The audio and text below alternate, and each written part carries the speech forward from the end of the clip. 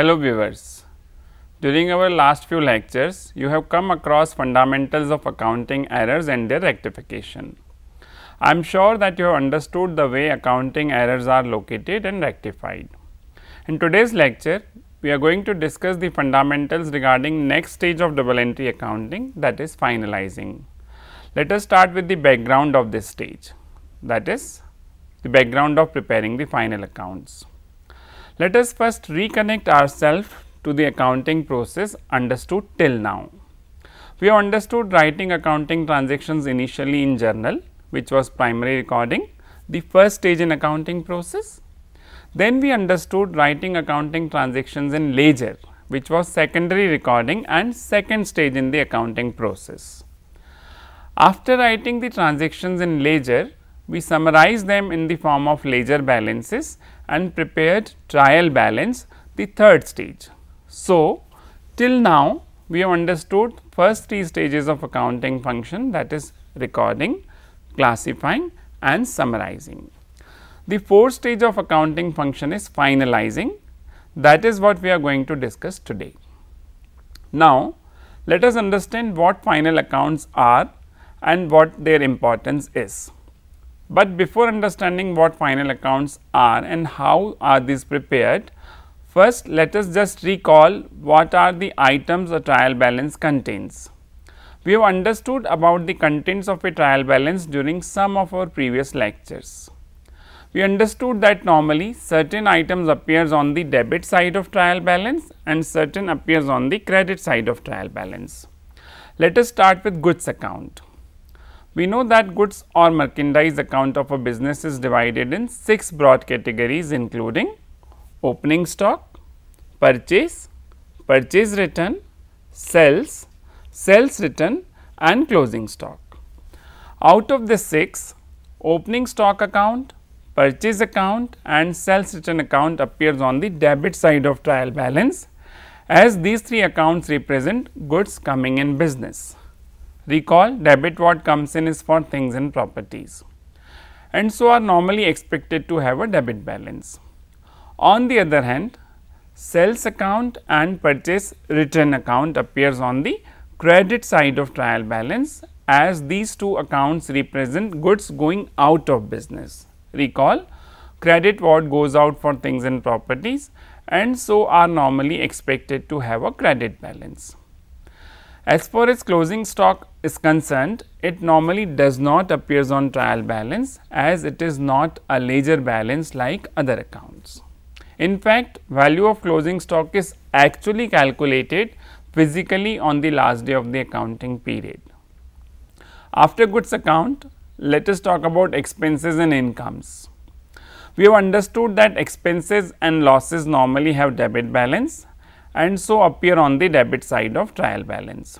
Recall, debit all expenses and losses, and incomes and gains normally have credit balance and so appears on the credit side of trial balance.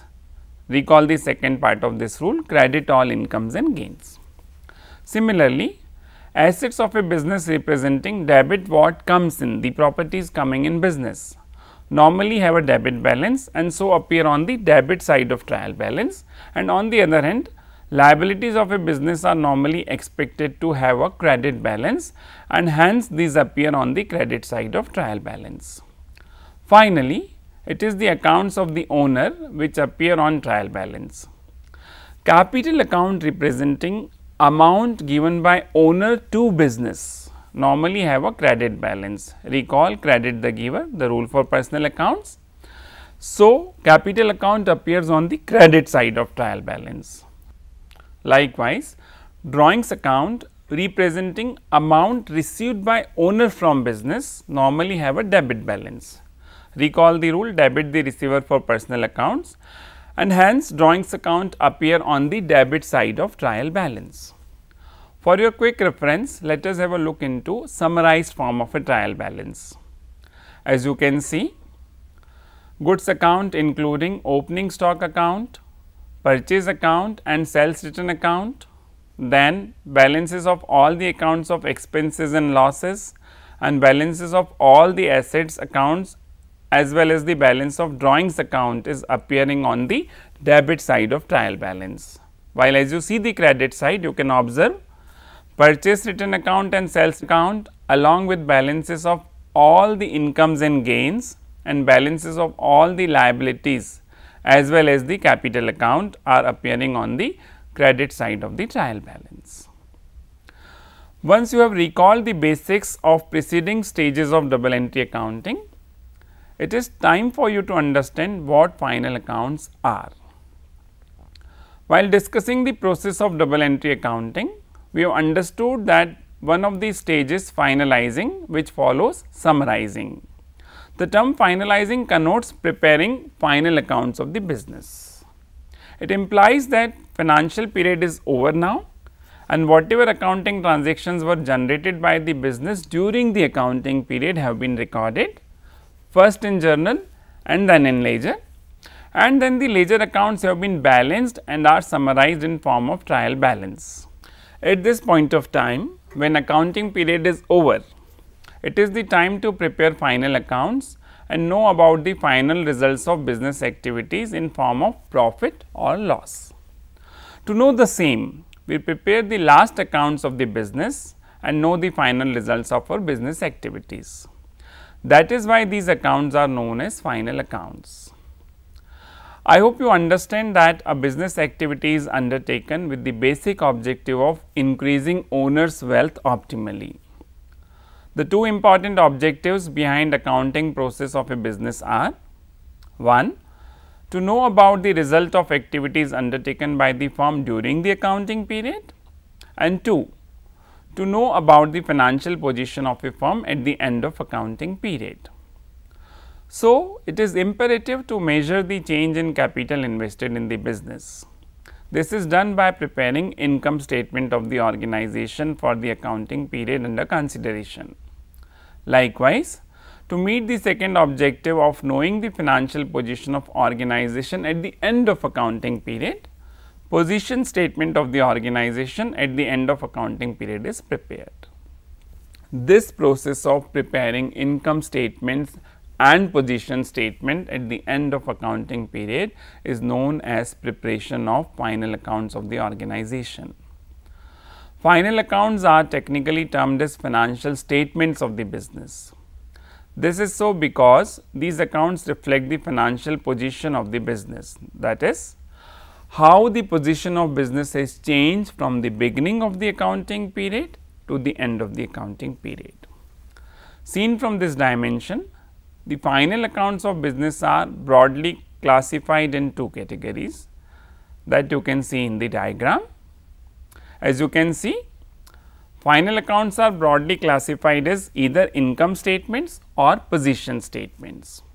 Income statements comprised of 4 different divisions, that is manufacturing account, trading account, profit or loss account and profit or loss appropriation account. Whereas, the second segment, the position statement, basically includes balance sheet. So, the final accounts of an organization basically refers to the accounts and financial statements prepared at the end of the accounting period. They are so known because they are the last accounts or statements for a particular accounting period and depicts the final results of the activities undertaken by the organization during the accounting period. As you have seen in the diagram, the final accounts of the business firm are broadly classified as income statement and position statement. Let us understand each of these in greater details. First, let us start with income statements. Income statements are basically ledger accounts which show the income or profitability of the organization from various perspectives.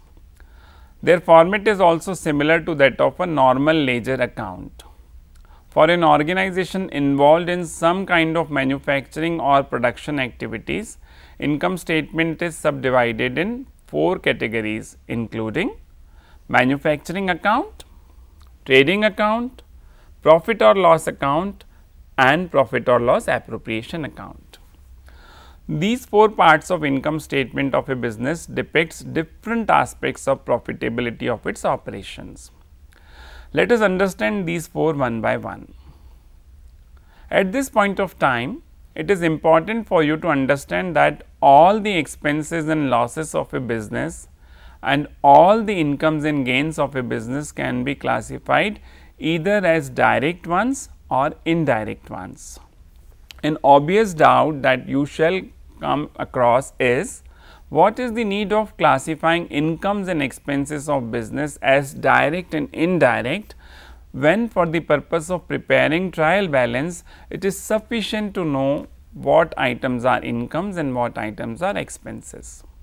Yes, it is sufficient to identify incomes and expenses for the purpose of preparing a trial balance, as all the incomes and gains appears on the credit side of trial balance and all the expenses and losses appears on the debit side of trial balance.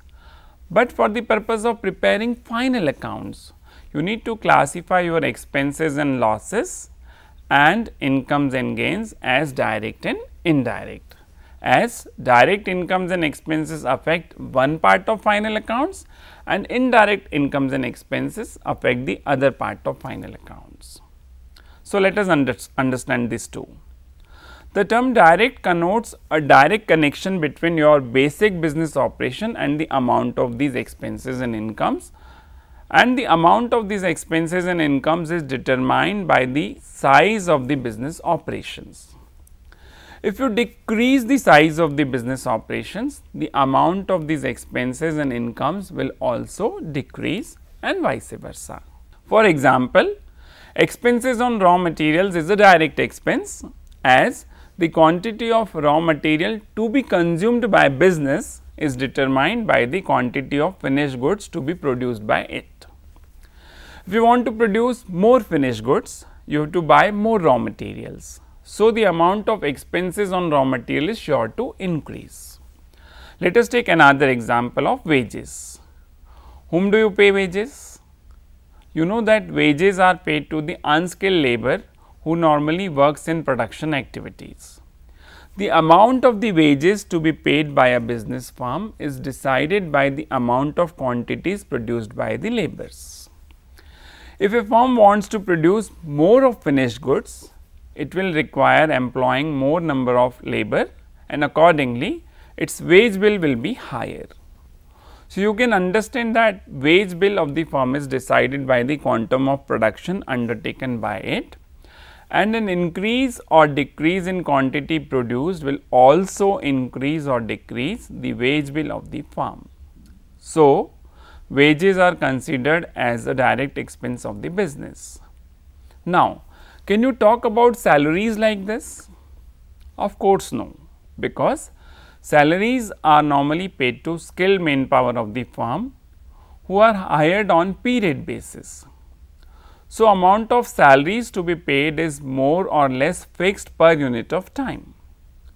You do not pay your directors, managers or executives on the basis of quantity produced or sales. At least there has to be a fixed part of salary which is paid on the basis of time, say every month.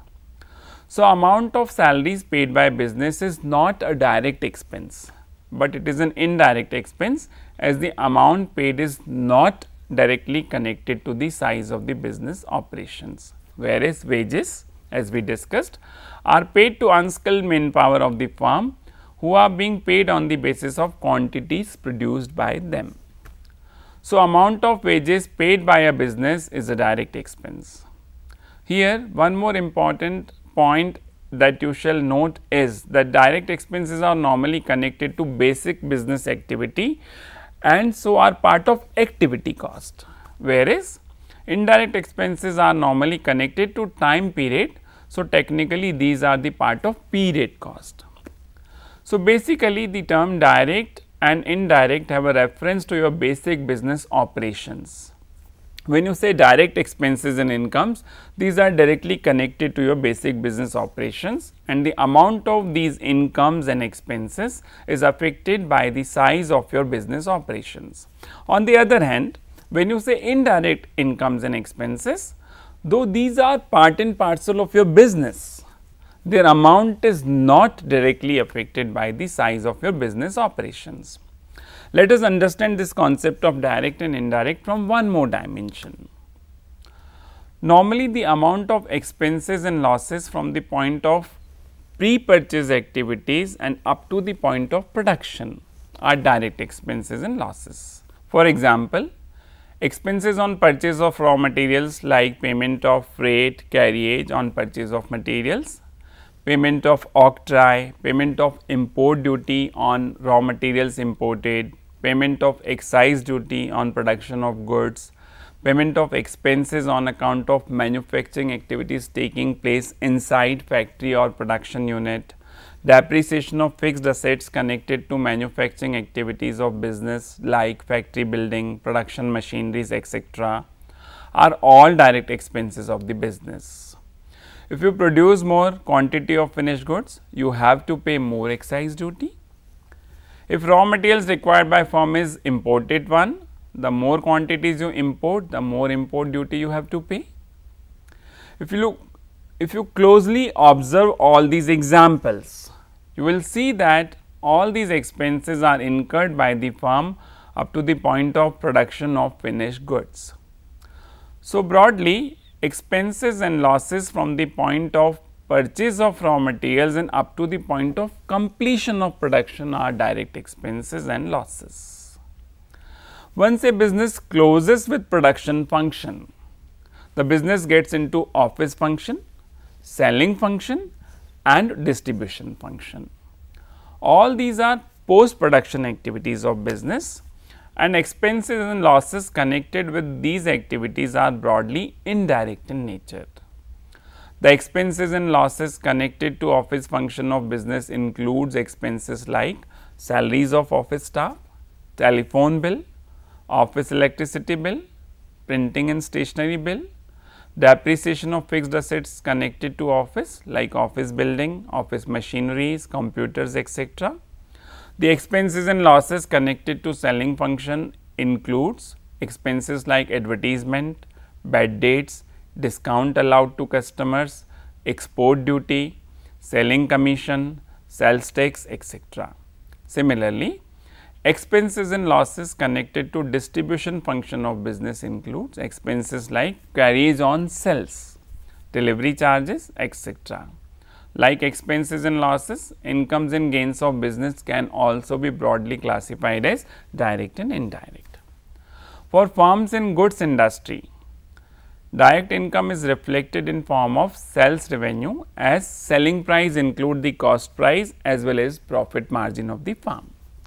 So, normally for trading and manufacturing firms, sales revenue reflects the only direct income and all the other incomes are basically indirect ones. For firms in service industry, direct income is reflected in form of fee, commission, etc., that is earned by these firms through their basic activities. For example, an audit firm earns audit fee. A brokerage firm earns commission for its brokerage activities, etc.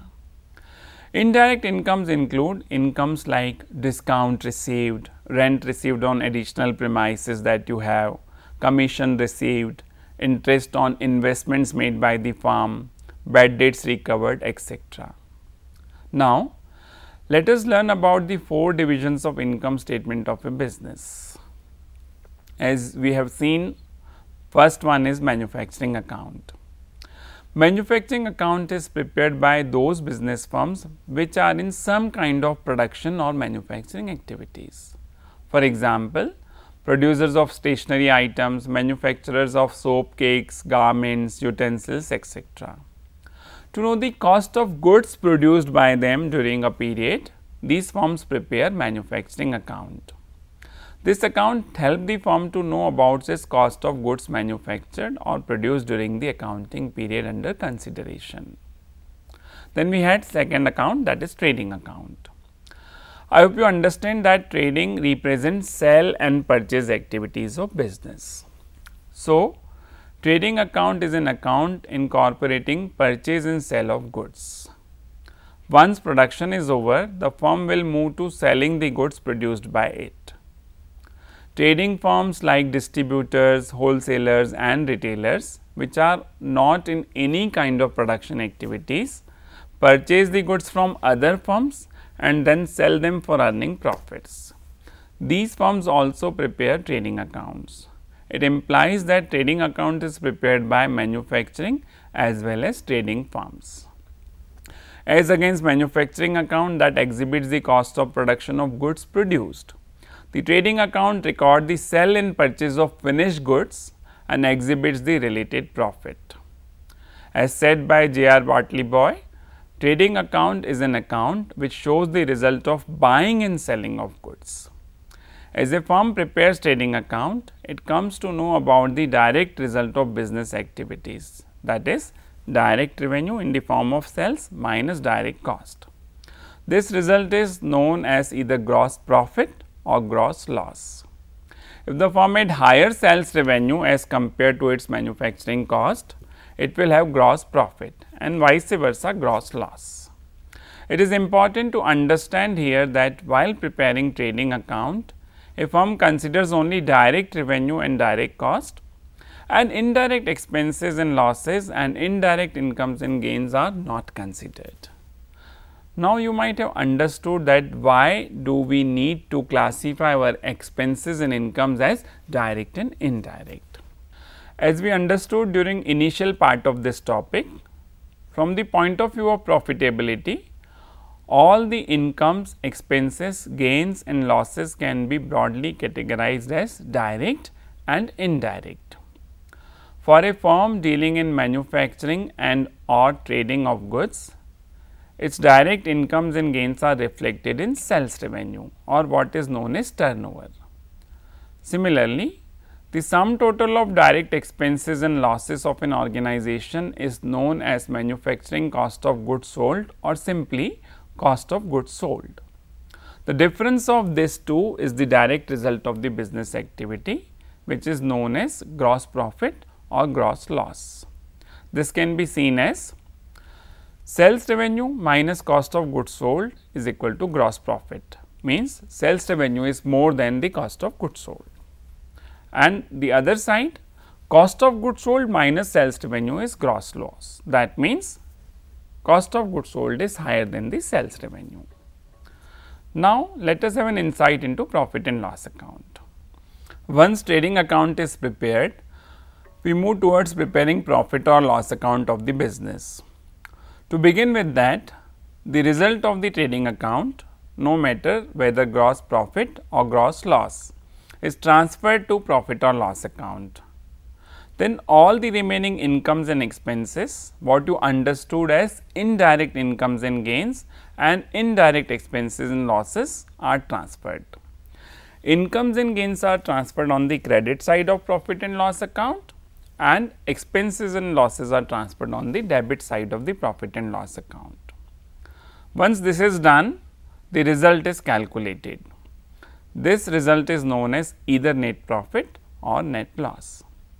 This result tells you that on overall basis whether the business has earned profit or it has suffered a loss. Now, let us understand what profit or loss appropriation account is. The last part of income statement is profit or loss appropriation account. The literal meaning of the term appropriation is distribution. So, this account is prepared to distribute the profit available with business for various purposes, mandatory or voluntary. The unused profits of the business of the previous years along with the profit earned during the current year is appropriated for various purposes like payment of income tax, creating a reserve for contingencies, creating a provision for payment of dividend in case if the organization is a company, etc. And the leftover profit is transferred to balance sheet. This leftover profit is known as retained earnings or simply balance of profit or loss appropriation account, which is reported in the balance sheet of the firm. So, what we do basically in profit and loss appropriation account is that we distribute the available profit for some required and planned purposes. So, this account will reflect the purposes for which business aspires to use its profit. Since profit or loss appropriation account is a concern for organization like companies, societies, etc., and we are discussing financial accounting for sole trading concerns, profit or loss appropriation account will not be within the scope of our future discussions. By now, I hope you are fundamentally clear about the first segment of final accounts, that is income statements. One part is left over, that is position statement, that we will take over in our coming lecture. Till then, have a great learning. Thank you so much.